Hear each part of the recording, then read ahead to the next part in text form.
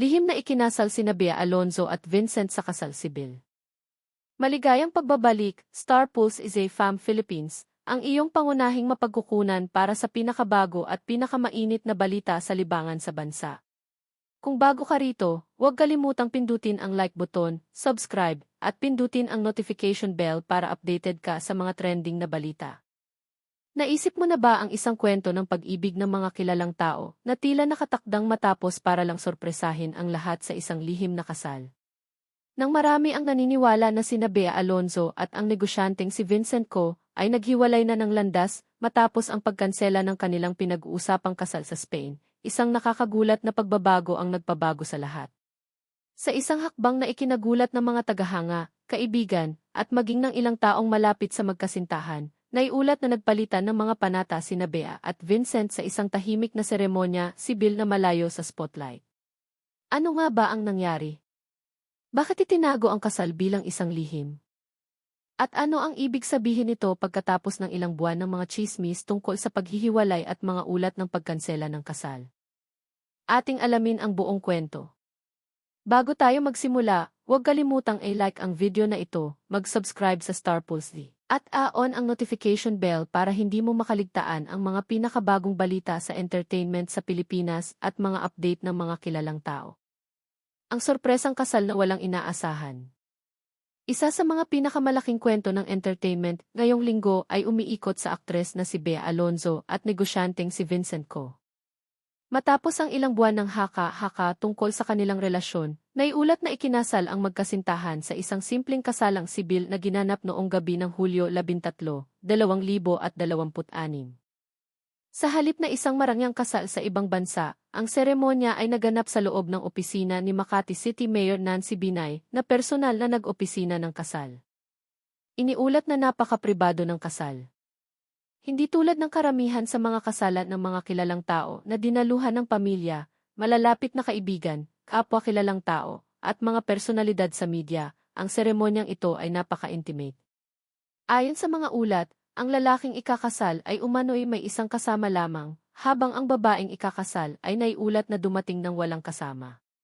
Ang seremonya ay umano'y nagsimula bandang 7:30 at natapos pagkalipas ng humigit kumulang 30 minuto.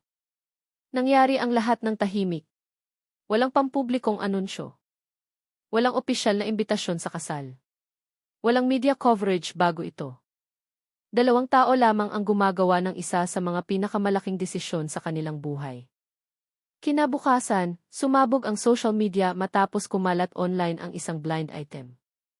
Inilarawan sa post ang isang kilalang babaeng kilalang tao at isang negosyante na palihim na ikinasal noong nakaraang gabi. Halos agad-agad, pinag-ugnay ng mga netizen ang mga clue. Marami ang nahulaan na ang misteryosong magkasintahan ay walang iba kundi si Bea Alonzo at Vincent Co. Mabilis na kumalat ang espekulasyon sa Facebook, Instagram, TikTok, at mga entertainment forum. Naghanap ng mga palatandaan ang mga tagahanga. Ang iba ay naghintay ng opisyal na kumpirmasyon. Habang nagpapatuloy ang mga talakayan online, ilang entertainment reporter ang nakipag-ugnayan sa mga source na malapit sa aktres. Sa una, isang source ang naiulat na nagsabing wala silang alam tungkol sa kasal. Gayunpaman, ibinahagi rin ng source na kung sakaling maging totoo ang mga ulat, walang masama rito dahil parehong nasa hustong gulang na sina Bea at Vincent na nakamit na ang tagumpay sa kani-kanilang mga karera. Isa pang source ang naiulat na nagpahayag ng paniniwala na ang tunay na pag-ibig ay nananaig sa kabila ng mga hamon na dinanas ng magkasintahan. Ang kumpirmasyon. Habang lumilipas ang araw, ang mga tsismis ay unti-unting naging kumpirmadong balita. Ayon sa mga ulat, isang source na malapit sa Zoe ang nakatanggap ng kumpirmasyon sa pamamagitan ni Ann Binay Alcantara, kapatid ni Mayor Nancy Binay, na naganap nga ang kasal. Di nagtagal pagkatapos nito, nagsimulang kumalat ang mga larawan online. Isang larawan ang naiulat na nagpakita kina Bea Alonzo at Vincent Co. kasama si Mayor Nancy Binay pagkatapos ng seremonya. Ibinahagi rin ni Mayor Nancy ang isang larawan na nagtatampok kay Bea sa kanyang Instagram account. Ang kanyang simpleng caption na mababasa, "Kape na may kape." Bagamat tila kaswal ang caption, ang kasamang hashtag ang agad na nakakuha ng atensyon ng lahat. One more chance. Ang hashtag na iyon ay mabilis na naging isa sa mga pinaka-pinag-uusapang detalye tungkol sa kasal. Maraming tagahanga ang nagbigay kahulugan dito bilang simbolo ng pagpili ng magkasintahan sa pag-ibig sa kabila ng lahat ng mga balakid na kanilang hinarap. Kalaunan, kinumpirma mismo ni Mayor Nancy Binay ang kasal sa pamamagitan ng isang post sa Facebook na nagsasabing siya mismo ang personal na nag-opisina ng kasal.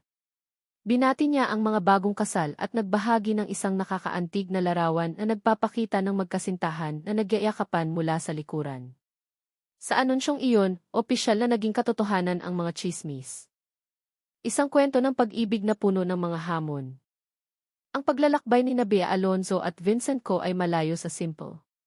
Ang kanilang relasyon ay nakaranas ng maraming tagumpay at kabiguan na nagpapanatili sa mga tagahanga at tagamasid ng libangan na malapit na nakabantay.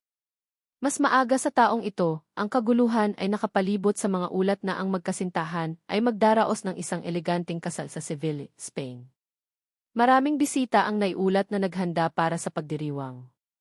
Ang ilan ay nakapag-book na ng mga flight. Ang iba ay tinapos na ang mga plano sa paglalakbay. Tila patungo na sa isang ingranding seremonya ang lahat. Ngunit sa hindi inaasahan, nagbago ang lahat.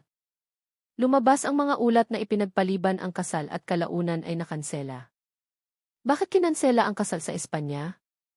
Ayon sa mga naunang ulat sa entertainment, isa sa mga pangunahing issue ay umano'y may kinalaman sa mga talakayan tungkol sa isang prenuptial agreement. Inangkin ng mga source na ang ilang probisyon sa loob ng prenup ay naging mga punto ng hindi pagkakasundo. Iminungkahi ng ilang ulat na humiling ng mga karagdagang sugnay ang isang panig. Ang ibang mga ulat ay nagsasabing ang mga alalahanin ay nagmula sa pamilya ng lalaking ikakasal. Ang mga ulat na ito ay nanatiling batay sa mga hindi pinangalanang source at pampublikong saklaw ng entertainment. Ang isa pang paksang madalas na binabanggit ay ang naiulat na pag-aatubili ng mga magulang ni Vincent Co tungkol sa kasal. Dahil si Vincent ay kabilang sa isa sa mga kilalang pamilya ng negosyo sa bansa habang si Bea ay nananatiling isa sa mga pinakamalaking bituin ng entertainment sa Pilipinas. Ang mga talakayan tungkol sa pagsang-ayon ng pamilya ay naging bahagi ng haka-haka ng publiko. Hindi kinumpirma ng mag-asawa o ng kanilang mga pamilya ang marami sa mga naiulat na detalyeng ito, ang mga tsismis sa paghihiwalay.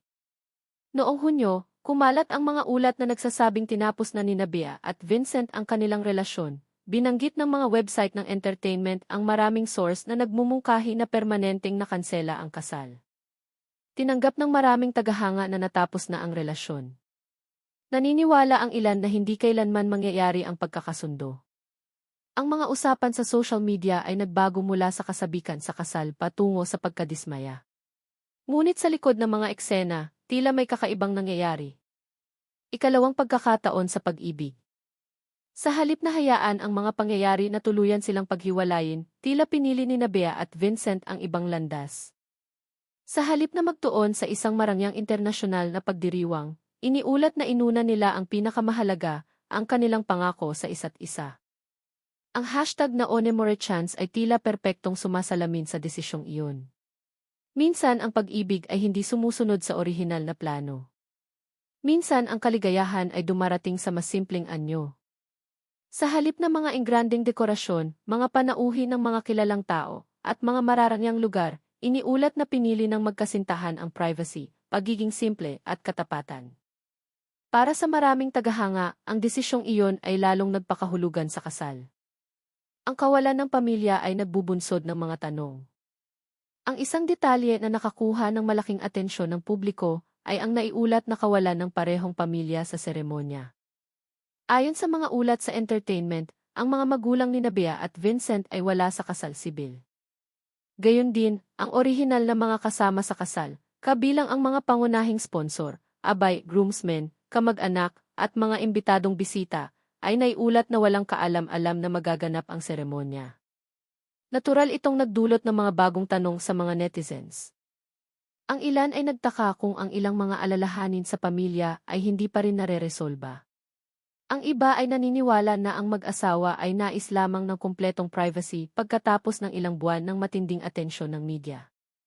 Sa ngayon, karamihan dito ay nananatiling haka-haka at tanging ang mga direktang kasangkot lamang ang nakakaalam ng buong kwento. Mga reaksyon ng publiko. Nang maging publiko ang kasal, mabilis na napuno ng halo-halong reaksyon ang social media. Maraming tagahanga ang nagpahayag ng kaligayahan para kay Bea. Binati ng mga taga-suporta ang aktres sa muling pagkatagpo ng pag-ibig at hinangaan ang desisyon ng mag-asawa na panatilihing pribado ang isang personal na sandali. Itinuring ng iba ang kasal bilang patunay na ang mga tunay na relasyon ay maaaring malampasan ang mahihirap na hamon. Samantala, ang ilan ay nanatiling mausisa tungkol sa naiulat na pagkansela ng kasal sa Spain at nagtaka kung ano ang nagbago sa pagitan noon at ngayon. Sa kabila ng magkakaibang opinyon, isang bagay ang naging malinaw. Ang sorpresang kasal ay naging isa sa mga pinakamalaking headline ng entertainment ng taon. Isang bagong simula. Maging sikat man o ordinaryong mamamayan, ang bawat relasyon ay nakararanas ng mga hamon. Bawat kwento ng pag-ibig ay may kanya-kanyang natatanging landas. Para kina Bea Alonzo at Vincent Co, ang paglalakbay na iyon ay naiulat na kinabibilangan ng mga nakanselang plano sa kasal, mga tsismis tungkol sa paghihiwalay, pagsisiyasat ng publiko, at mga buwan ng haka-haka. Gayunpaman, ayon sa mga kumpirmadong ulat mula kay Mayor Nancy Binay, ang kwento ay umabot sa ibang wakas kaysa sa inaasahan ng marami. Sa halip na magpaalam, pinili nila ang magpakailanman. Minsan, ang mga hindi malilimutang kwento ng pag-ibig ay hindi ang pinakamaingay. Minsan ang mga ito ay nangyayari ng tahimik. Malayo sa mga kamera. Malayo sa mga headline. At malayo sa mga inaasahan ng lahat. Ano ang iyong mga saloobin sa naiulat na lihim na kasal sibil ni Bea Alonzo at Vincent Co? Sa tingin mo ba ay tamang desisyon ang pagpapanatiling pribado ng seremonya? O umaasa ka bang makita ang orihinal na plano ng ingranding kasal sa Espanya? Ibahagi ang iyong magalang na opinyon sa seksyon ng mga komento sa ibaba. Kung nasiyahan ka sa update na ito sa libangan, huwag kalimutang i-like ang video na ito, mag-subscribe sa Star Pulse TV, at i-click ang notification bell para sa higit pang mga trending na balita ng mga kilalang tao. Eksklusibong mga update at mga pinakabagong kwento mula sa showbiz ng Pilipinas. Salamat sa panonood at magkikita tayo sa susunod na video.